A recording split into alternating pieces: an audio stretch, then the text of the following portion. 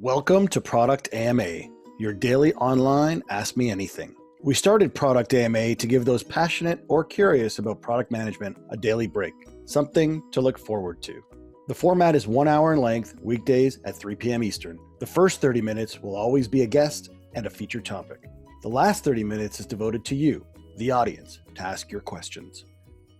Our topic for today is all about the art and spectrum of decision making for product managers. And joining us today to help explain the topic is Robbie Goldfarb, who is a product manager at Facebook. Robbie has been working with the product team at Facebook. Robbie, thank you for joining us today.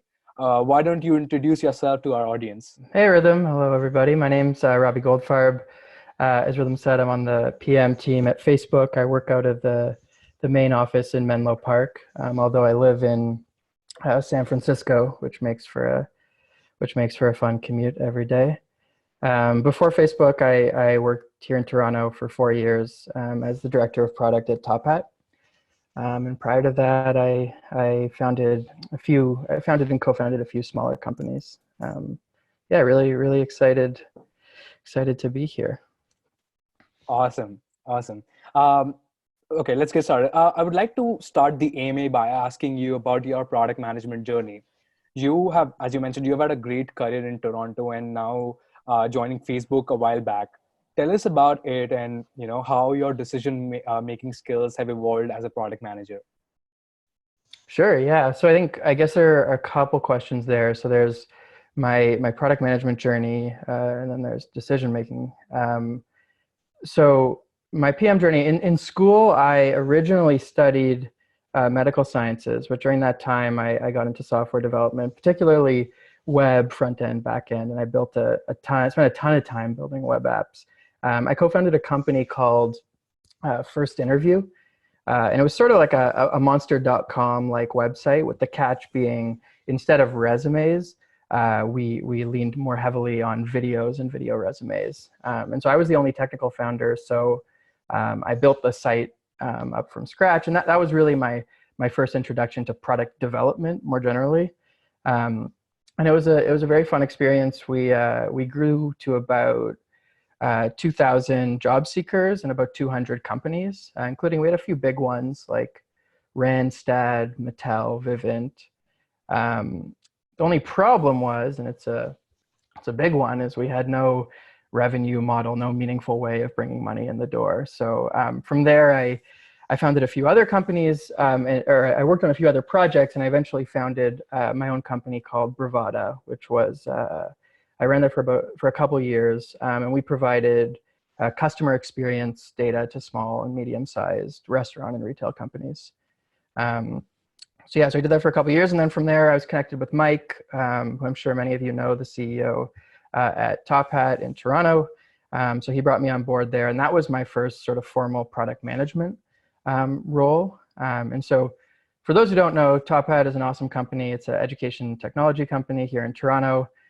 Really, really great place to work. My focus there was pivoting the product they had into the world of digital textbooks and digital homework. Top Hat historically focused a lot on what happened in the classroom. We were sort of focusing on what happened outside the classroom. And it was actually a really successful venture. The company Top Hat since shifted a lot of their focus towards that work. And for myself, through that experience, I got to manage product team. I got to manage a number of non-product functions as well. And then since then, I've been at Facebook for about a year now. And about seven or 8 months ago or so, I started a new team and product there that unfortunately I can't talk about too much, but it's a lot of some really cool ML work. And then we also have a couple product teams as well building stuff. And so that's sort of the gist of my journey. Rhythm, I think there was a second part to the question. Yeah, that was more on the lines of how have your decision-making skills evolved as a product manager throughout this journey that you have had? I mean, I imagine we'll probably get into this in more detail as we dig into some of the questions. If I had to If I had to pick one thing sort of at a high level, I think I'd say I've gotten better at sharing decision-making responsibilities. I'd say I used to err probably a little bit too much on the side of making decisions myself, but as I've had the opportunity to manage PMs and more generally just work with a lot of really great people, I think I've gotten better at finding ways to distribute decision-making and involve more and more people in the process. All right, awesome. For those of you who've just joined us, feel free to ask your questions to Robbie in the chat below. We'll be taking them in a while. I'll see a couple of them, one of them in the chat already. We'll come to that shortly. So Robbie, next question is, a very basic question about decision making. How do you define decision making, and what are some of the myths behind product managers making decisions? That's a good question. So how would I define decision-making first? I think decision-making is, as PMs, how we choose to use the information we have available to us to determine our next step. So that could be for your product, but presumably for anything else as well. And while the information we have is finite, there's still a lot of it that we have to synthesize through to make decisions, right? We have our own experiences, we have our sort of gut instincts, we have product and test data, research, UXR, there's data from the market and the competitive landscape. There's your company's strategy, there's your team's goals, KPIs. There's people's feelings, so politics, that's a very real factor in decision making. And so how we choose to sort of prioritize all of that, I think as probably everyone here knows, is very tricky, but I think that's the essence of what decision making is. Now myths, I think that there are a couple myths. I think or at least from my perspective, of course, but one I think is that there's always a clear right answer, and I think that's sort of a myth. I think firstly, like I said, the decisions we make are a product of the information we have available to us.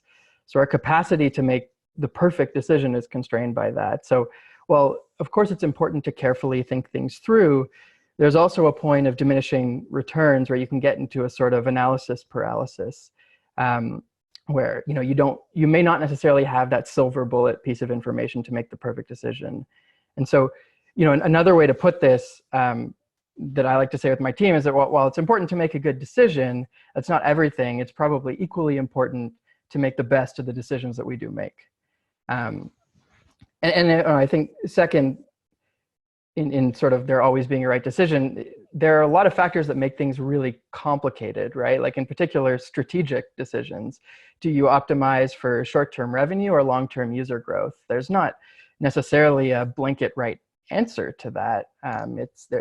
There's a lot of nuance in how you make that call. And so the takeaway I have from that myth is that I think that as a product manager, you can diffuse a lot of conflict and encourage a lot of creativity by sort of echoing that idea that there isn't this one right answer. So that's one myth. I'd say another one is that numbers alone automatically make you right. And I think this is something that I see come up a lot in sort of, it's come up a lot in my career and specifically in the day-to-day. I think there are a couple problems here too with that way of thinking. So first, the numbers you choose to care about in the first place are subjective or a strategic decision, right? Are you optimizing for revenue, for time spent, user sessions, engagement per session? Are you optimizing for a particular type of user engagement? A number itself is objective, but choosing to rely on that number is subjective. So pulling a number, bringing a number into a decision doesn't automatically make your position right. Second is that numbers are hard to get right. And this is something that I've very much come to appreciate after, working at Facebook for a little bit. How do you know that the numbers you're looking at are an accurate or significant assessment of what you're trying to understand? If you're looking at, like, for example, if you're looking at a top line metric over the course of a couple weeks after you've introduced some product changes, let's say like a click-through rate on ads, right? If you're looking at that sort of as a top line metric over a couple weeks, you can't really use that data to make an assessment on your product changes because there's no holdout or control you're measuring against for that same time period. At Facebook, you'll see things like a public holiday or a news cycle can obviously have impacts on metrics. And so, this is maybe obvious to most people here, but you need to make sure that you're always measuring against a control at the same time, that it's properly balanced, the exposure's right, et cetera, et cetera.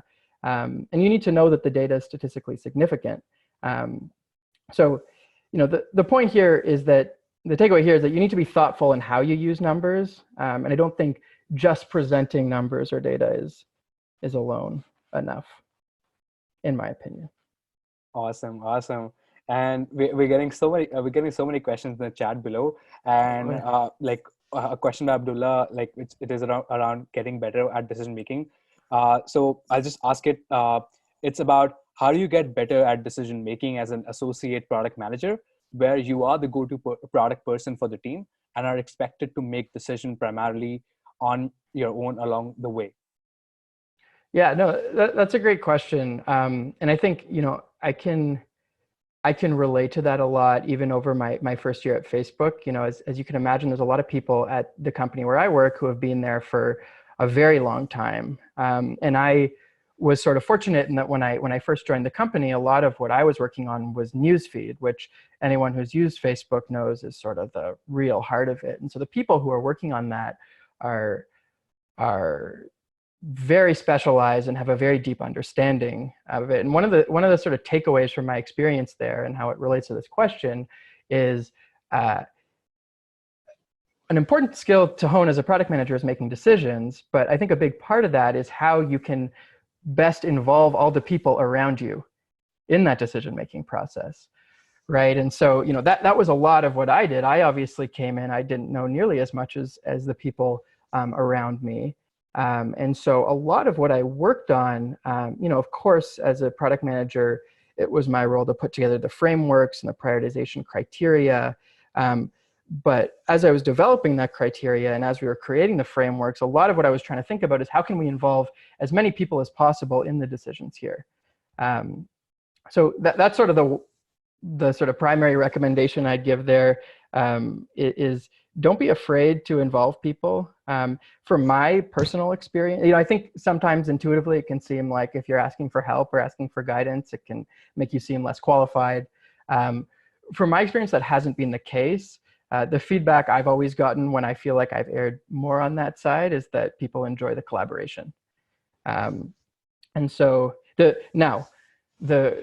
caveat to that is that involving more people adds layers of complexity, and that can make things trickier too. So you have to find a right balance there. But I would, if you don't feel comfortable making decisions, or if you feel like there are people around you who can make them much better, I would err on that side at the beginning, assuming, of course, you've set that expectation with your manager. I don't know. Yeah. So you did mention about involving as many people as possible, and then there being a caveat that a lot of people means a lot of feedback. So do you have any particular evaluation criteria in your head which helps you determine who to involve as part of the decision-making process? Yeah. So I get the question is who are the right people to involve? I think that's very contextual, right? It depends on the decision. As we all know, there are titles on a product team. You have your product manager, your product marketing manager. You might have a product designer, a data scientist, data engineer, whatever it may be. But in practice, so that's like one way is sort of just understanding people's functions and how they may help. But what I've found historically to be more helpful is just understanding people's sort of strengths beyond even their position, and in particular their experience. I was, like I was saying, when I first joined Facebook, the most knowledgeable person on my team was a content strategist. And to be honest, I had never worked with a content strategist before Facebook. But this she was absolutely incredibly knowledgeable about, Facebook and newsfeed and how to think about different problems and prioritize different things. And so she was an enormous support to me. So I guess the answer to that question would be I would try as much as possible not to set a hard and fast rule. I'd instead try to focus very much as a product manager on understanding the strength of the people around you, sort of your arsenal, so you can know when to pull from that. All right. Shifting gears here a little bit and talking about you. Previously, you mentioned that there's tons of data, and you have to make sure what data is correct for you to make a decision. So when it comes to decision making, the first thought that comes to our mind is data. What data we have, and how can we slice and dice it to come to analyses and make data-driven decisions. But another aspect is going with your gut. How do you maintain that fine balance of data and hunch to make decisions? And do you solely rely on these two, or are there other factors that come into play while making those critical decisions? Yeah, so balancing your sort of gut instinct and versus like data and test data that you might have available to you. It's a good question. So once again, there certainly isn't a blanket right answer to this. It's obviously very contextual, but I think you can probably break this down into a few sub-questions. The first question is, what data do you actually have? Do you have the right data to inform the decision you're trying to make? And this is essentially what I was saying earlier about needing to make sure you have the right data, not just any data. You can't make something from nothing. One of the things that I think is important to remind people as you go through decision-making exercises is that when you're making extrapolations from data, in many cases, you can be using your gut to do that, right? The data itself may be objective, like I was saying before, but how you choose to use it can often be subjective. So that's, I think, the first thing is what do you actually have? The second question is, what can you get, right? What data can you feasibly get, or what tests might you be able to run to get more information that would be helpful? And do you have, part of that, do you have the right infrastructure to run a proper test? Do you have enough people to get a stat sig, result? And there's a lot of complexity here. I know, one of the things that I see happening quite wrongly, where I see people fail here, is with survey metrics and sentiment metrics. So things like NPS, or a lot of companies have their own variants of like rate this out of 5 or 10. Getting statistically, and I am not an expert on data science, so I'm sort of relaying a lot of information here, but getting statistically accurate results for quantitative results from surveys is really hard, and you need a lot of people. At Facebook, when we want to run, if we want to run sort of the equivalent of an NPS or some sort of survey-based question, you'll need somewhere between 50 to 100,000 surveys to get a read on the size of movement that we're looking for. Now, for Facebook, that's not a problem, but at least for any other product I've worked on, that's a big problem. That's a huge limitation. So anyways, the second question, I think, is this idea of what data can you actually feasibly get? And then the third question, I think, is then shifting over to the other side about gut, is how good is your gut, right? Like, I think, someone just asked a question about, if you're sort of an associate PM and you're just getting started out, or to use my example, I was sort of just starting on this, newsfeed product, not having any context. My gut there wasn't very good. Although I will tell you that my gut after working at Top Hat for 4 years was really good.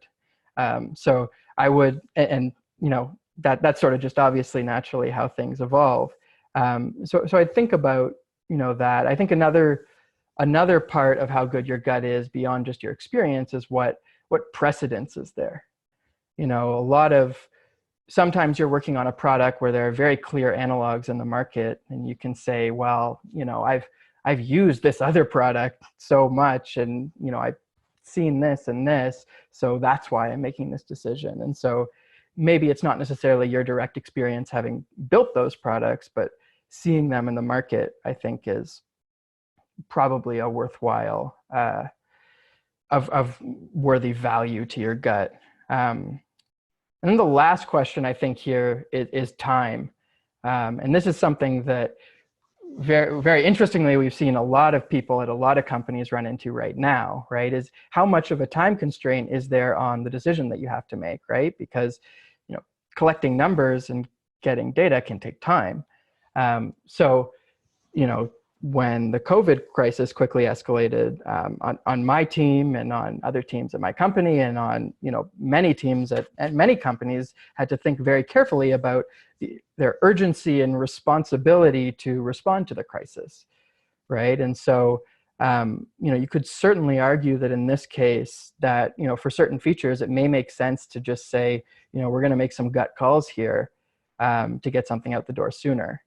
Now, of course, this is a extenuating circumstance. I think maybe a more generalized example would be deadlines, or if you need something by the end of the quarter, or maybe you have your sales team as a product demo. So those would also be time factors. Yeah, so that's sort of my thoughts. Those four points.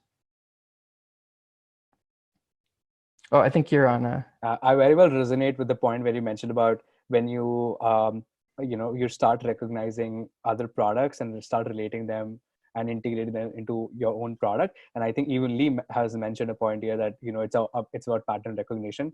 I believe it's more about you start empathizing with the user a lot more and a lot better, I would say.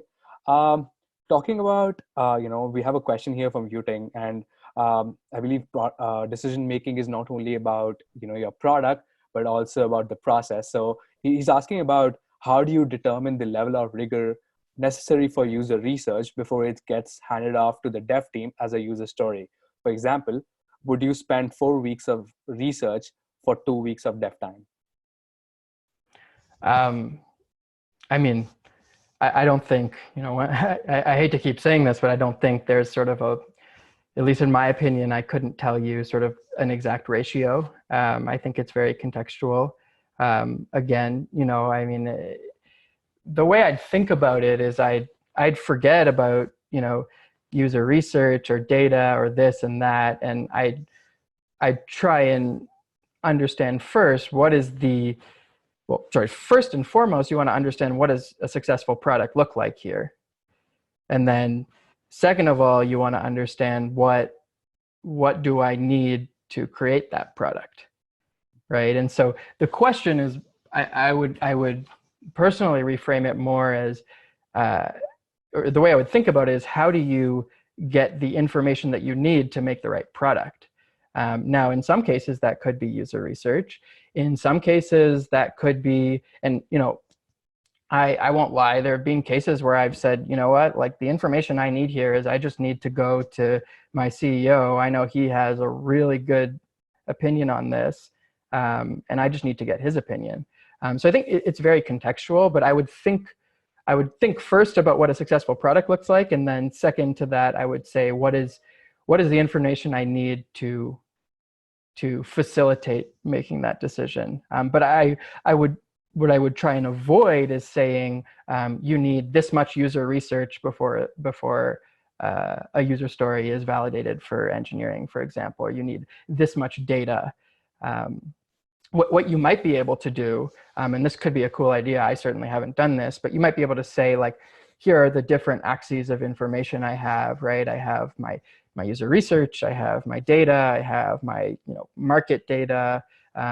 There's maybe like company strategy and internal opinions, and then I try and like create almost like a framework where you have all that information there, and you can find some quantitative way of saying when you think you have sufficient information across all those axes to make a certain decision.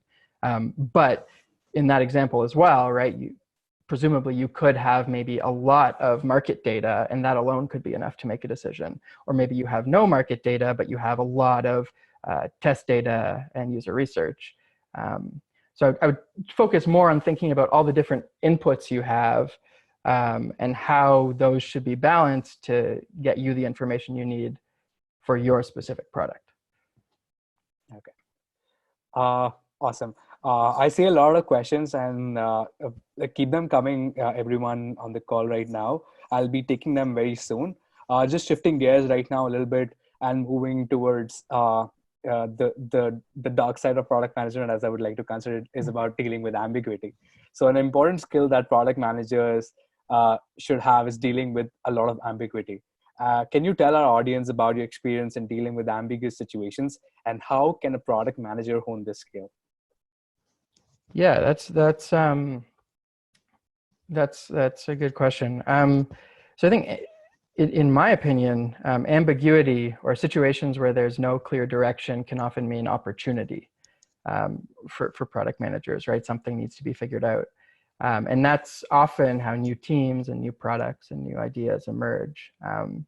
So I personally have always tried to optimize for ambiguity. And I don't say that lightly. I mean, I have, when I first started at Facebook and I was looking for teams, I put together sort of a list of here's what I'm looking for. And number one on the list was ambiguity, or that things aren't figured out. Now, what I'll also say is that it depends on what you liked. I work with people who love being dropped into messy situations, but there are also people who like joining a well-oiled machine. So I don't think there's a right or wrong here. That's a very personal opinion for me. In my experience, and certainly at the company where I work, the key to ambiguity is frameworks and establishing very clear frameworks. To give you one example, there are a lot of, I've used a lot of different things on different teams, as I'm sure we all have, because every team changes and every company changes and every product is very different. But one thing that's actually stuck true on pretty much every team I've worked with is using this 4-part framing that I found very helpful. So you have mission, vision, goals, and plan. So your mission is, what are you trying to do? Why are you here? And I think that's what you want to be reflective of a real world problem. Your vision is, what does that mission look like in practice? Or another way to say it is, where do you want to be in 5 years? Right? What does that look like? Your goals is, how do you know if you've achieved that mission? Because the vision, the vision is maybe one manifestation of that mission being achieved, but it may not be the only one. So goals are really important to sort of make it very objective. And also, of course, you can track your progress towards it. And then plan is, how are you actually going to do it? And so I think, granted, there are a lot of people who have had a lot more experience than me. So, but what I will say is, in my experience, no matter how ambiguous the problem you're working on with your team, or you're trying to start a new product altogether, I think anchoring on something like that should be able to help you give some initial good direction. And to me, one of the questions that I sometimes talk about in interviews is like, what is strategy? And I think, to me, that's what strategy is. It's a combination of those 4 things. But I know that's a very contentious topic as well. Now, the one caution I'll give here, the big problem I see when people use frameworks like this is that they don't stick to them, right? And so there's certainly no right way to frame up an ambiguous situation. This is one thing that I do that I found that works. I'm sure, I know that there are many others, but the worst thing you can do, I think, is to start with one and then move to another and then move to another, right? And that can be tough, because it's really nice when you're sort of at home and you're like, okay, I'm going to frame up this framework and this all looks nice and pretty. But then you start sharing it with people in leadership and across your cross-functional teams, and people have different ways of thinking about things. And so if you want your framework to be successful, you have to stick to it.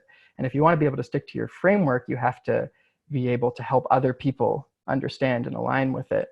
So I think taking that sort of upfront time to explicitly take a step back and say, okay, forget about the decisions we're making, but this is how we're going to think about the decisions we need to make, or this is how we're going to think about the project, for example, I think can help a lot in the future. A few other things that come to mind is, with ambiguity, because one of the things that, at least for me personally, when I feel very overwhelmed and when I feel like things aren't heading in a good direction is when there are too many questions. So I think one of the things we can try to do when dealing with ambiguous situations is, you yourself can list out, what are all the outstanding questions right now? And then I think the challenge for us is how can we synthesize those, right? And I think, Lee we were talking about Iran earlier. Iran Ben-Ari from Tibet, he would always talk about synthesizing. And I think that's very true. How can you we may have 20 questions here.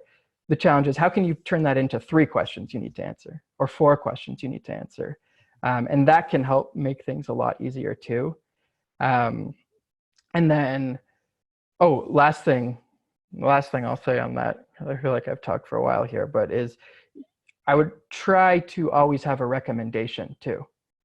There's nothing, well, maybe there are things more awkward, but what's very awkward is when you go into a conversation with either your whole team or you're going to present to leadership, and you say, okay, here I framed up the whole situation. This is how we're going to think about it. These are the outstanding questions. And then people are like, okay, so what?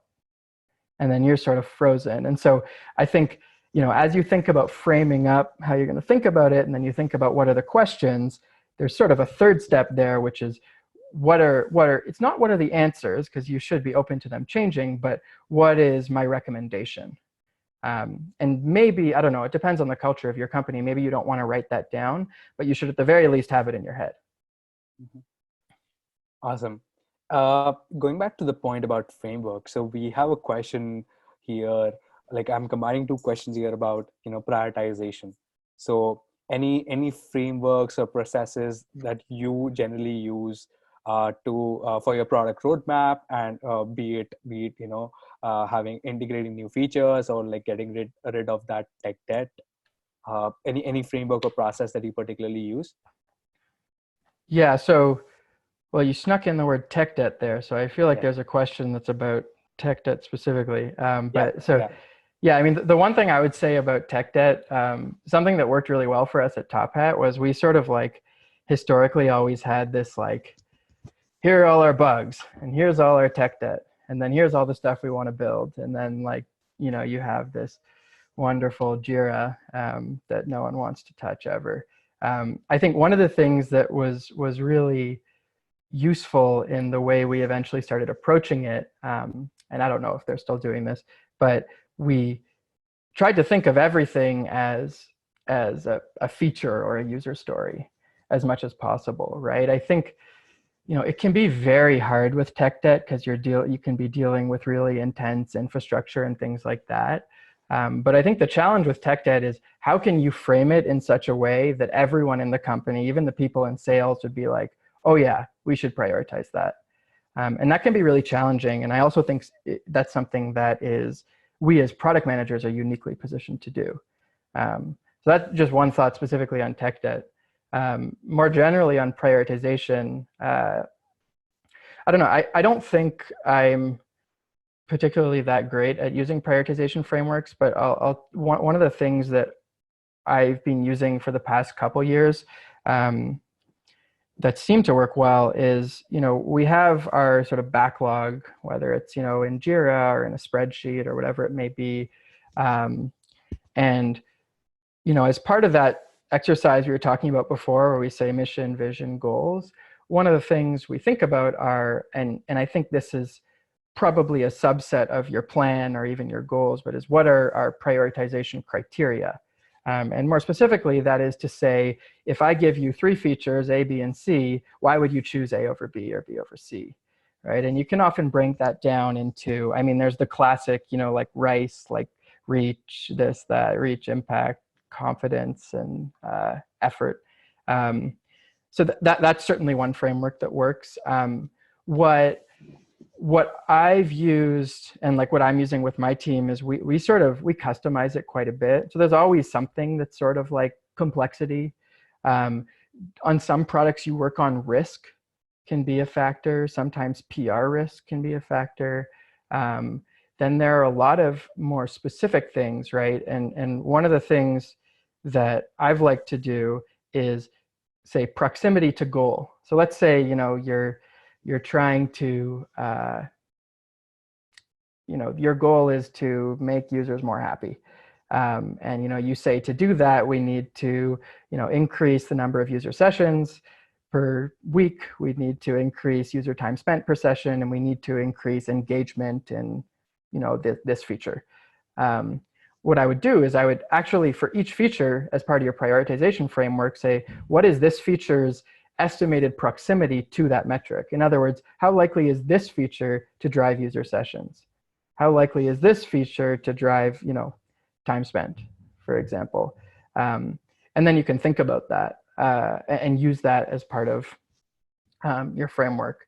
The last thing I'll say here is, and this is sort of where things start to get really complicated. I'm sorry if people have sort of lost me here, but once you have sort of a prioritization framework where you're saying maybe you have complexity and you have proximity to user sessions and this and that, what we also add to ours is precedence, which in other words is when we say this is 4 out of 5 proximity to user sessions, are we going with our gut, or is that because, hey, here's another feature that did this and this is, these are the results. And so you would want to weight that more heavily. So anyways, the sort of, that's a long-winded answer to say you can use a prioritization framework. And I think RICE is good, but you might want to also think about pulling your goals in there and thinking about proximity to those specific metrics. All right. Talking about, decision making, I also want to focus on the intrinsic factors that guide decision making.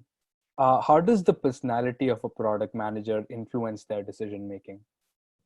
What are your thoughts on that? How does the personality? Yeah. Well, part of what I like about product management, like for me personally, is that it's not entirely a science, right? There's certainly some art to it. And I think we probably got to that in some of the questions you've been asking, where I keep saying there's no blanket right answer to this, and I think that that is what allows us as product managers. That's what allows our personality to sort of come through in the products we create and the teams we build. If you're a cardiac surgeon, hopefully your personality isn't coming through too much in the work you do, or at least not in the surgery. But in PM, I think it does quite a bit. And so I think there are a few things here. Like I think you can probably break this down into 3 things. I think there's relationships, conflict, and motivation. I think relationships are, what are the types of relationships you build across your company and within your team? Conflict is how do you deal with conflict and challenging situations? And conflict not necessarily just meaning like escalated fights where people are heated and angry, but just how do you deal with disagreement and challenges across teams. And then the third one is motivation. How do you rally your team? How are you a cheerleader for them? And so with all these things, I think more than anything, there's absolutely not a right way to do it. In fact, I think that trying to copy people in how they build relationships, for example, it might actually be a bad idea. I think the challenge is figuring out what is the right way for you to do it that works for you. What are the types of relationships that you are good at building? Are you more of an outgoing and friendly type? Do you like to help people sort of be a sounding board when they're frustrated? Do you like talking through challenging problems? How do you best deal with conflict between your team, and like what works for you? And so I think that it's very contextual, and I think that it's important that very personal. And I think that it's very, very important that people approach that in a very personal way. But once again, to answer your question, I think it's our personalities very much shine through in the relationships we have, how we deal with conflict, and how we rally our team. And then, as we all know, those have tons of downstream implications on the products that we ultimately create. So I'm going to pick up the next question from the chat, which is by Liviu. They're asking about when you want to move a lagging metric, for example, NPS, if we talk about customer happiness with your product, how do you measure that that the features you're launching actually move these indicators in the right direction? Yeah, it's a really good question. So, okay, there are two things I would say here. Let me just write them down quickly because I'm going to forget. So lagging metrics. So the first thing I would say is that you actually can do that. So when I first started at Facebook and I was working on newsfeed, our top line goals were sentiment metrics, so survey-based metrics, things like NPS. I mean, not NPS, but alternatives to that. And we ran studies where we had a machine learning, a ranking team that would look at pretty much every data point, like every tracking metric that we have, and then look at the fluctuation and changes of this sentiment metric, and we could statistically say these are the leading indicators of this. Now you need a lot of data to do that, a lot of data. So that's not always possible. So you sort of have to go a little bit on the gut side here at times. The other thing I would say to be careful of, especially with NPS and other survey-based metrics that are sort of these like broad lagging indicators, is I would try and differentiate between what are your tracking metrics and what are your A/B test metrics, right? Like if you want to use, like you need so much data. Generally, I mean, there are exceptions to this, but you would need so much data to be able to, and so many surveys, oh my God, to consistently use NPS to measure all your A/B tests. So it's just not even possible. So you sort of have to make this distinction between what are my tracking metrics that I'm looking at over time, and NPS could be a great example of that. But then what are the metrics that I look at in my A/B tests? And then you can sort of land in this situation. This is at least how my team operates, where we have our top line metrics that in many cases are tricky to measure through A/B test. But we follow up on those every 3 months. And then we look, and the role of the top line metric is sort of a barometer to say, are all the tests we're doing and all the things we're building actually leading up to something?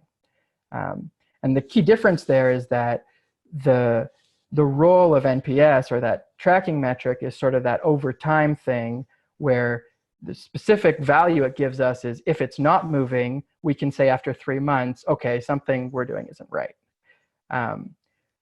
And that's distinct from the role of your A/B test metrics, which you're using on a day-to-day to evaluate, is this variation of a UI or something better?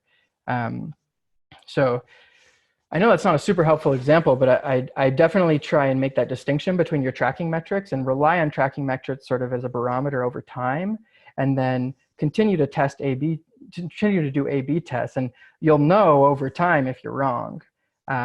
Obviously, you want to use as much information as you can to choose the right A/B testing metrics up front, but that can be hard if you don't have a lot of data. All right. Another question from the audience, Lee, is asking about, do you have any tips on how to get alignment on the team cross-functionally, and how do you know when you have it or not? Yeah, I actually I just opened the chat here. I saw that Lee made a really great point here. The other difference is that sentiment is what people say versus the tracking metrics that measure actual behavior. It's a really, really good point. And one of the things this came up a couple months ago. We had a sentiment metric, and a sentiment metric will have some sort of question that you ask users, right? Like, how likely are you to recommend this to a family or friend? What you can also do is, if you have a user researcher, is you can do cognitive testing on that question. And what that can tell you is, how do people interpret that question, right? And so to us, we say like, oh, what this is telling us is how likely people are to recommend it to a friend. But when you actually go and you talk to a few hundred users and you sort of follow their thought process as they go to click that 2, 3, whatever, you learn that the way they're interpreting it is different than the way it's written often. And so it's a really good point, because when you create these survey metrics, you're not measuring what the survey says, you're measuring your user's collective interpretation of what that says. So I think that's a really good point. But I also forgot the other question you were asking. So the question was around, do you have any tips on how to get an alignment on the team cross-functionally? And how do you know when you have it or not? Yeah, so those are really good questions. I mean, my approach, what works for me personally is just trying to be as collaborative as possible. So I think specifically what works for me well is one-on-one collaboration. And it can be very time consuming, but especially if there's a big decision coming up, or if, maybe you're about to launch something and there's a lot going on to sort of iron out the logistics of the launch. Taking that time to meet with people one-on-one I think is really important, because you can, first of all, you get people in a situation where they're more comfortable to express their concerns, but you also have more time to sort of unpack their ideas and think about things, as opposed to the approach of, well, we have this weekly meeting with this team, and this weekly meeting with this team, and this weekly meeting with this team, and you sort of talk about it in bulk in a few different places. If you can come to those meetings sort of having already aligned with people one-on-one, I think you'll be in a much better spot. How do you know when you have it or not? One of the really awesome things that we started doing on my team, or at least I think it's awesome, is we have this thanks tool that we built, like the engineers built, and pretty much like you can do it in like chat. Like we have our internal chat system, we have our internal like Facebook for work thing, and then we have email, obviously, and then you have like Google Comments and Google Docs and stuff like that. And you can just do like hashtag thanks and then someone, and if people get into the habit of using that and like thanking people, and they feel like, oh, something's going well, you can really start to see over time, just by like the prevalence of these we can literally look at it in a graph. You can get a sense of how the team is feeling. So that's something that, that's a very involved, it's obviously a very involved solution to the problem. I think a simple solution to the problem is sort of the same as the answer to the first question, which is just trying to talk with people one-on-one as much as possible. Awesome. And I think we'll take just one more question. It's almost time that it's almost 4. And this is from Herman, and I especially kept it at the last because this talks more about your experience and learnings. So Herman asks that, how did your experience and learnings evolve from working at a young growing startup like Top Hat back in 2015 as compared to a relatively much larger company like Facebook now? Yeah, that's a great question. I'd say a couple things here. So number one, and people ask this question a lot, like what's the biggest difference between Top Hat and sort of smaller companies and Facebook from my perspective? And for me, it's specialization. So, we have, like I was saying before, on like when I worked at Top Hat, and even when I was working on my own companies, you have a product manager, you have some engineers, you have a product designer, and you have a data scientist. And that's usually the core team. And there are obviously exceptions to that. But on my team now, there's a content strategist, a data engineer, a product designer, a UX researcher, a content strategist. There are a product marketing manager. We have a communication specialist. We have a policy specialist. We have a legal specialist. Like there's so many different functions, which is not like necessarily like only a good thing, right? Like obviously that creates a lot more friction in the product process, but it's certainly been very interesting to learn, to get really deep in certain areas. Content strategy for me is one, like I know I brought it up a couple of times. It's very interesting because I never really thought too much about like the words we use. How do we title this unit? Or what's the description under here? But it can make a really big difference, especially at scale. on everything from, the like CTR and engagement metrics in your units to just obviously perception of what you're trying to do. So I think the biggest difference for me has been just that level of going deep in so many different areas, which is very challenging to sort of navigate at times, but I think very interesting. The other thing I'd say is, so I mean, I have a lot of friends who are working at some of the different companies in Toronto. Like I said, I worked at Top Hat and I worked on my own companies a little bit. I don't think this is sort of a set rule, because I think this is very different company to company. But in general, one of the things that I think Facebook as a big company is being pushed to do, and what I understand from my colleagues at Google and Apple, they're sort of in a similar boat, is you're very much held to your top line metrics. There's so many people in the company and so many layers of leadership that it's not feasible to have sort of theoretical conversations about everything. There's